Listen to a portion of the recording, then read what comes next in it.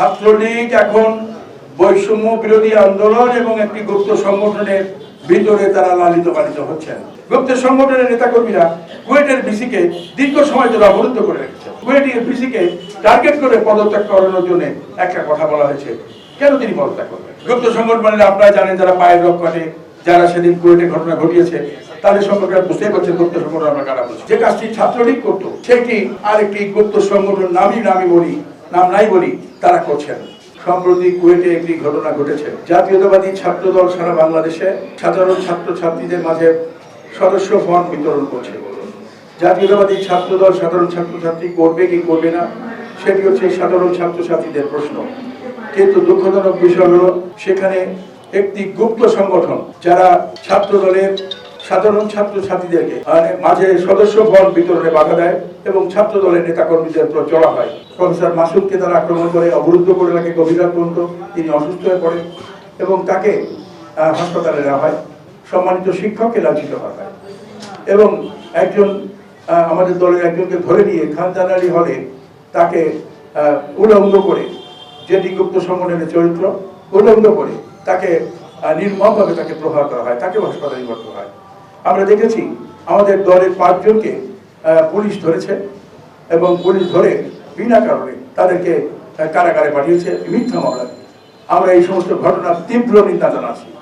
অবিলম্বে খুলনা পুলিশ প্রশাসনকে নিরপেক্ষ তদন্তের মাধ্যমে যারা এই ঘটনাগুলি ঘটিয়েছে তাদের বিরুদ্ধে আইনানুগ ব্যবস্থা গ্রহণের জোর দাবি জানাচ্ছি। বৈষম্য বিরোধী ছাত্র আন্দোলন যারা করেন তাদের কমিটি থাকবে, গুপ্ত সংগঠন ছাত্র শিবিরের কোন কমিটি থাকবে, প্রকাশ্য সংগঠন জাতীয়তাবাদী ছাত্র দল তাদের কমিটি থাকবে না, বা তারা কোনো কর্মকাণ্ড পরিচালনা করতে পারে না।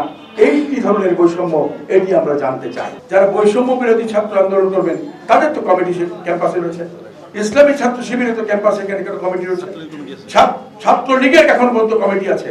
ওয়াইনার ছাত্র দলের কেন কমিটি সাধারণ ছাত্রদের মধ্যে ফর্ম বিতরণ করতে পারবে না? সেটা প্রশ্ন।